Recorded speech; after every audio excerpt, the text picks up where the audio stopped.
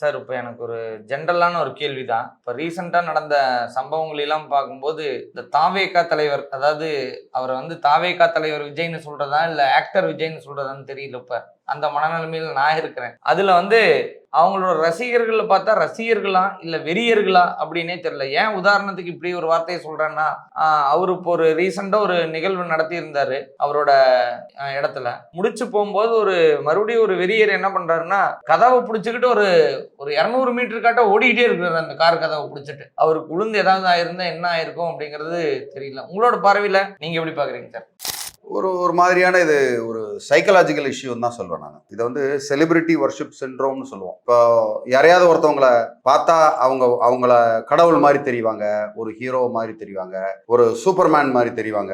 அந்த மாதிரி மனசுக்குள்ள ஒரு சூப்பர்மேன் மாதிரி தெரிகிற ஒரு மனிதரை அப்படியே பின்னாடி ஓடுறது, ஒரு மாயையான உலகத்துல இருக்கிற மாதிரி அவங்க மனசுல நினைச்சுக்குவாங்க.